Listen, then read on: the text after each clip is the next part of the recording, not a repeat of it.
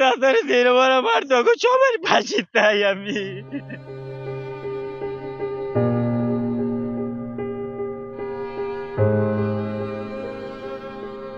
আমার জীবনে এরকম কখনো দেখি নাই বা আমাদের এলাকায় এরকম আগে কখনো হয় নাই। আমরা অত্যন্ত মর্মাহত।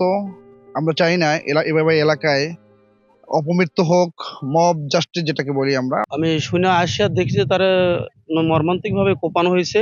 আমাকে নিঃস্ব করে দিতে তারা এখন আমি ফাঁসি দেয় আর কিচ্ছু চাই না।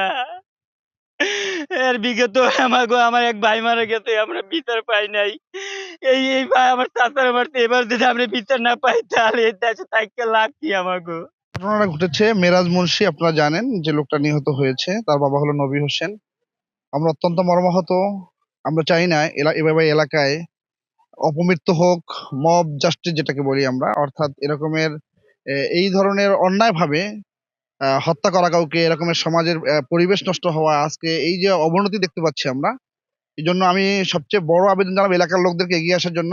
সব জায়গায় যেন নিরাপত্তা ব্যবস্থা জোরদার করা হয় এবং কোনোভাবেই এরকমের অপমৃত্যু, কোনোভাবেই কোনো মায়ের কোল খালি হোক, এরকমের কোনো বাবা সন্তান এতিম হোক, কোনো বাবা ছেলেকে হারাক, কোনো মহিলা স্বামীকে হারাক, এটা আমরা চাই না।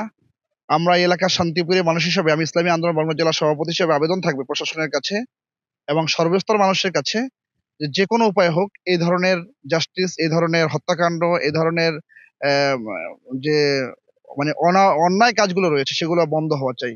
যদি কেউ অপরাধীও হয়, সেটা আইন হাতে তুলে নেওয়ার কারো সুযোগ নেই, সেটা আইনের আশ্রয় নিতে পারি আমরা, কিন্তু কোনোভাবেই এরকমের অন্যায় হত্যাকাণ্ড কাম্য নয়। এটা আমরা এর তীব্র প্রতিবাদ করছি এবং নিন্দা জ্ঞাপন করছি এবং এই ভিকটিম যারা হয়েছে তাদের পাশে আমরা দাঁড়াবো সর্বাত্মকভাবে।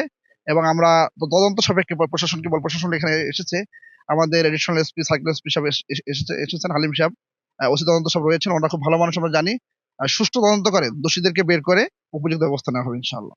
এসে দেখি আসলে বাউলকার এলাকার একটা ছেলে, আমি আদৌ ভালো চিনি না।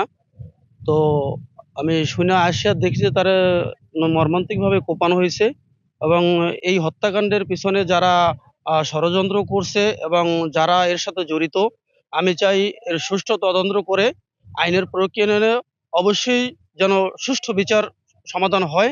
এটা আসলে আমাদের সবার প্রত্যাশা।